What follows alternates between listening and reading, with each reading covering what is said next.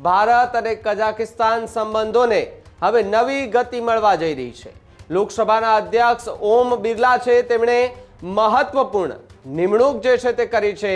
સંસદીય કૂટનીતિમાં ભારતનું વધુ એક મજબૂત પગલું પણ જોવા મળી રહ્યું છે। દેશના એ અલગ અલગ સાંસદોને 30 કરતાં પણ વધારે દેશોની જવાબદારી સોંપવામાં આવી છે। કઝાકિસ્તાનની વાત કરવામાં આવે તો ત્યાં સંસદીય મિત્રતા જૂથના તેમને ગ્રુપ લીડર બનાવવામાં આવ્યા છે। હવે જે જવાબદારીઓ સોંપવામાં આવી છે તેમાં અલગ અલગ સાંસદોમાં પૂનમ માડમ કે જેમને ગ્રુપ લીડર બનાવવામાં આવે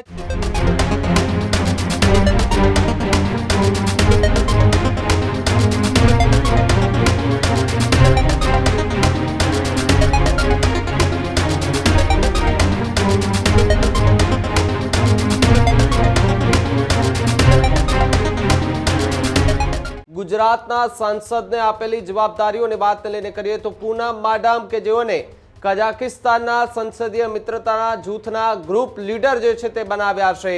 ભારત અને કઝાકિસ્તાન સંબંધોને હવે નવી ગતિ મળવા જઈ રહી છે। લોકસભાના અધ્યક્ષ ઓમ બિરલા છે તેમણે મહત્વપૂર્ણ નિમણૂક જે છે તે કરી છે। ત્યારે લોકસભા અધ્યક્ષે બંને દેશોના સંબંધો મજબૂત કરવા જવાબદારી સોંપી છે। સંસદીય કૂટનીતિમાં ભારતનું વધુ એક મજબૂત પગલું પણ જોવા મળી રહ્યું છે। ત્યારે વૈશ્વિક સ્તરે ભારતની સંસદીય સક્રિયતા એ વધારવાનો પ્રયાસ કરવામાં આવી રહ્યો છે।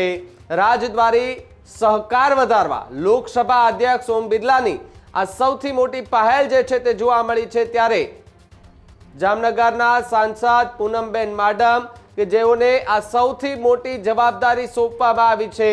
કઝાકિસ્તાન સંસદીય મિત્રના એ જૂથના ગ્રુપ લીડર જે છે તે પૂનમબેન માડમને બનાવવામાં આવ્યા।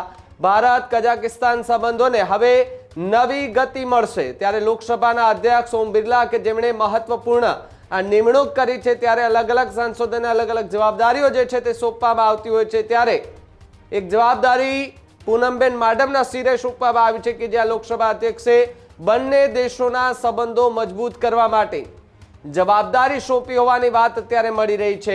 સંસદીય કૂટનીતિ હોય છે તેનું ભારતનું વધુ એક મજબૂત પગલું જે છે તે પણ ક્યાંક ને ક્યાંક જોવા મળી રહ્યું છે। પ્રદીપ મારી સાથે જોડાયા છે। પ્રદીપ, જે રીતે ગુજરાતના સાંસદોને જવાબદારી જે છે તે વધુ સોંપાઈ રહી છે ને એમાં જામનગરના સાંસદ પૂનમબેન માડમને વધુ જવાબદારી સોંપવામાં આવી છે, શું વધુ વિગત હાલ મળી રહી છે?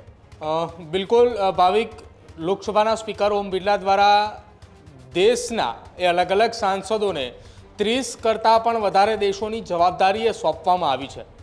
સંસદીય કૂટનીતિ અને સાથે જ એ બંને દેશોની વચ્ચે પારસ્પરિક સંબંધો વધે તે માટે એક જવાબદારીઓ સોંપવામાં આવી છે। જેમાં ગુજરાતની અંદરથી જામનગરના સાંસદ પૂનમબેન માડમને કઝાકિસ્તાનના એની એ જવાબદારી જે છે તે સોંપવામાં આવી છે। કઝાકિસ્તાનની વાત કરવામાં આવે તો ત્યાં સંસદીય મિત્રતા જૂથના તેમને ગ્રુપ લીડર બનાવવામાં આવ્યા છે।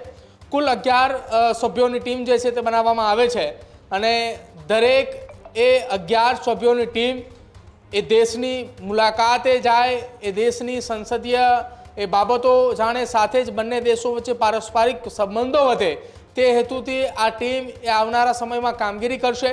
જ્યાં 11 લોકોની ટીમ જે જાહેર કરવામાં આવી છે જેમાં લીડર તરીકે એટલે કે ગ્રુપ લીડર તરીકે જામનગરના સાંસદ પૂનમબેન માડમનું નામ નક્કી કરવામાં આવ્યું છે।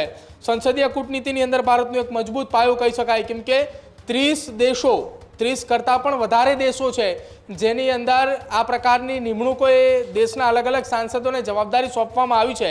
હવે જે જવાબદારીઓ સોંપવામાં આવી છે તેમાં અલગ અલગ સાંસદોમાં પૂનમ માડમ કે જેમને ગ્રુપ લીડર બનાવવામાં આવ્યા છે, ત્યારબાદ મોહમ્મદ હનીફા કે જેમને આ 11 લોકોની ટીમના સભ્ય બનાવવામાં આવ્યા છે, આસિતકાર નાગેશ પાટીલ, આર.કે. ચૌધરી, મોહમ્મદ જાવેદ, આ તમામ લોકો એ સભ્યના એ ટીમના સભ્યો છે, મેમ્બર છે।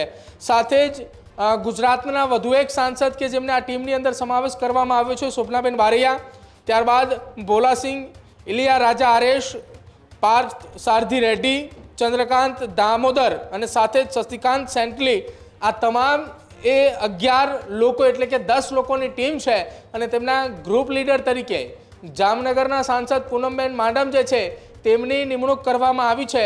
એટલે કે આવનારા સમયની અંદર કઝાકિસ્તાન સાથે એ બંને દેશોના દ્વિપક્ષીય સંબંધોની વાત હોય કે પછી એ બંને દેશોની વચ્ચે કોઈ પણ એ કરાર અથવા વાર્તાલાપ જ્યારે કરવાની ફરજ જ્યારે પડશે ત્યારે આ એ ટીમ જે છે તે મહત્વપૂર્ણ ભૂમિકાની અંદર જોવા મળશે।